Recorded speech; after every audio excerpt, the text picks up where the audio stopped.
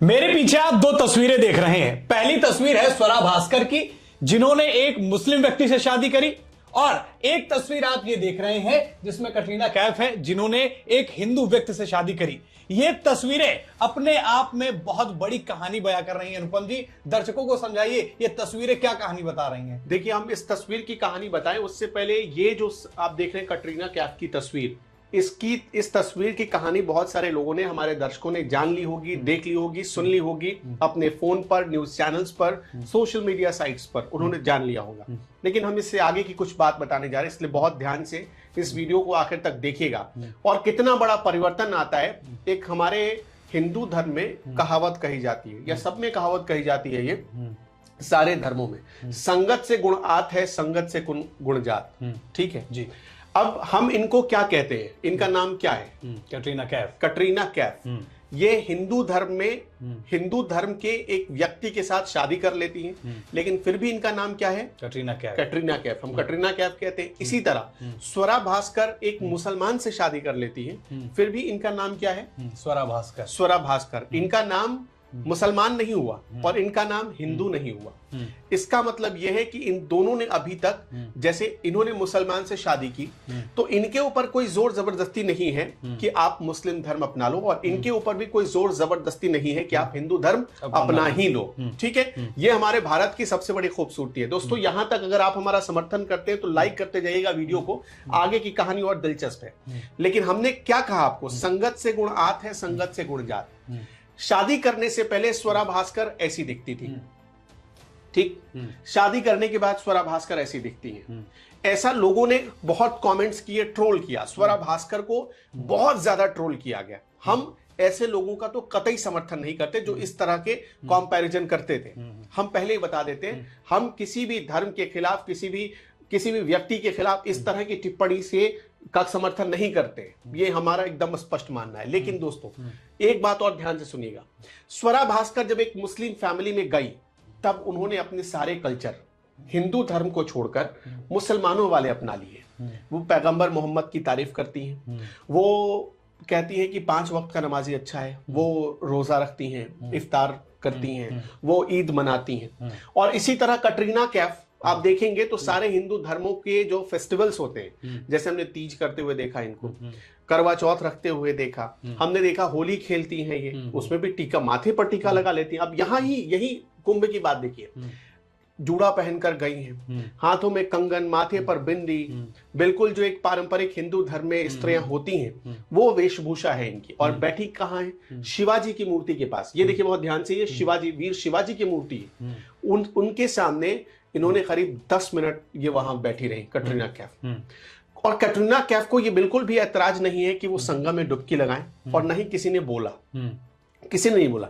लेकिन दोनों के संस्कारों में कितना बड़ा फर्क आ गया है। एक आदमी खुलेआम कहता है कि मांस मछली खाइए, एक आदमी कहता है मुसलमान होकर कि आप इन सब से दूर रहिए, वो सारी परंपरा अपनाइए जो हिंदू धर्म में लोग अपनाते हैं। तो ये एक बड़ा बदलाव आपने महसूस किया यहां पर।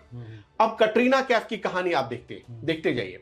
ये विक्की कौशल से शादी करने के बाद इन्होंने अपना पूरा बॉलीवुड करियर, अगर आप इन दोनों के बॉलीवुड करियर का कंपैरिजन करेंगे तो मैं आपसे एक सवाल पूछता हूं, दोस्तों आप भी इसका जवाब दीजिएगा। आपसे भी एक सवाल है कि इन दोनों के बॉलीवुड करियर में कौन सबसे सफल रहा?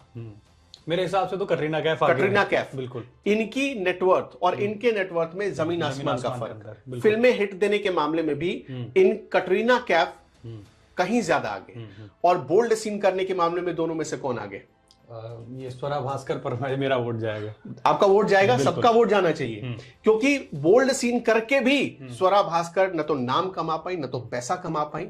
क्योंकि जो एक आदमी की मतलब सोच होती है, जो एक आदमी को परिवार से चीजें मिलती हैं, शायद उसको ये कैरी फॉरवर्ड नहीं कर पाई, मतलब आगे लेकर पढ़ नहीं पाई, और इसी वजह से ये पीछे छूट गई। कटरीना कैफ आगे निकल गई। कटरीना कैफ ने भी बोल्ड सीन किए होंगे, बहुत सारे किए हैं, लेकिन इसके बाद स्वरा भास्कर से अगर इनकी तुलना करेंगे तो वो मेरे ख्याल में वहां थोड़ा ये कमजोर पड़ जाती है बोल्ड सीन करने के मामले में। और पैसे इनसे ज्यादा कमाए, इनसे ज्यादा नेम फेम सब कुछ कमाए। और ये आप मान लीजिए, कटरीना कैफ आज भी वापसी चाहें अगर तो इनकी वापसी हो जाएगी बहुत धमाकेदार तरीके से। लेकिन इन्होंने शादी करने के बाद सिर्फ अपने फैमिली को प्रायोरिटी दी, फैमिली को तवज्जो दी। और आज फैमिली क्या चीज होती है स्वरा भास्कर ने भी बताया। अपने सास ससुर का ख्याल रखना, अपने भाई के भाई का ख्याल रखना, सब कुछ इन्होंने भी बहुत बहुत बढ़िया किया। लेकिन कटरीना कैफ जब आज महाकुंभ में पहुंची तो ये भी अपने सास के साथ पहुंची थी, अपने परिवार के साथ पहुंची थी। विक्की कौशल नहीं थे। अब उनकी फिल्म आई है अभी छावा, हिट हो रही है। विक्की कौशल भले ना हो, लेकिन कटरीना कैफ ने बखूबी बताया है कि वो एक भारतीय परिवार की सीधी सादी बहू है। और उन्होंने ये साबित किया है कि वो भले मुस्लिम धर्म में है, लेकिन हिंदू रीति रिवाजों, हिंदू संस्कारों, और जो कहते हैं ना कि हिंदुस्तान में रहने वाले हर व्यक्ति का क्या है, हिंदू तन मन हिंदू जीवन, हिंदू रग रग मेरा परिचय। और ये आपने सुना होगा कि सबका जन्म राम से ही हुआ है। हालांकि कुछ लोग इससे इत्तेफाक रखे या ना रखे, उससे मुझे कोई मतलब नहीं है। लेकिन जो मैं यहाँ की मूल भावना, जो भारत की मूल भावना, उसमें मैं बताता हूँ। कटरीना कैफ तो कम से कम यही मानती है। इनको कभी आपने देखा कोई एक ट्वीट करते हुए, क्या इंस्टाग्राम पे कोई पोस्ट डाल दिया ऐसा जिसमें कोई बीफ या कुछ बकरे की मांस कुछ ऐसा इन्होंने डाला? आप बताइए, कुछ आपने देखा हो? नहीं, अभी तक तो। देखिए, हो सकता है मैं गलत हूं, लेकिन माफ करिएगा, हो सकता है मैं गलत हूं, लेकिन अभी तक मैंने कटरीना कैफ को कभी नहीं देखा।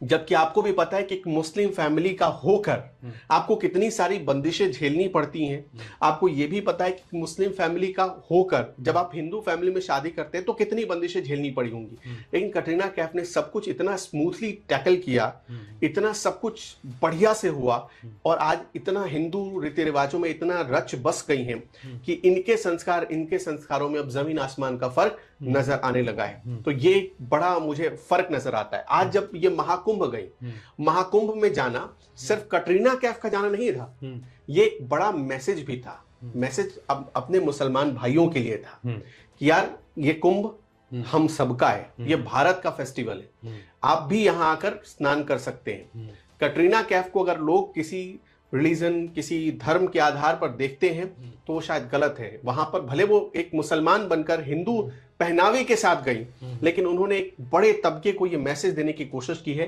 कि इस फेस्टिवल में पूरे भारत के लोगों की भूमिका होनी चाहिए। जैसे अगर कोई मुसलमान इस बात पर गर्व महसूस करता है कि जब 29 जनवरी को भगदड़ हुआ और वहां पर मुसलमानों ने लोगों की मदद की, घायलों की मदद की, गर्व महसूस करता है। बिल्कुल। वैसे इस बात पर भी गर्व महसूस करे कि एक मुसलमान बड़े शान से वहां जाता है, भारतीय परिधान में जाता है, भारतीय परंपरा को फॉलो करते हुए वीर शिवाजी महाराज के चरणों में नमन करते हुए जाता है, पुष्प चढ़ाता है, जय श्री राम के नारे लगाता है, हर हर महादेव कहता है और डुबकी लगाता है।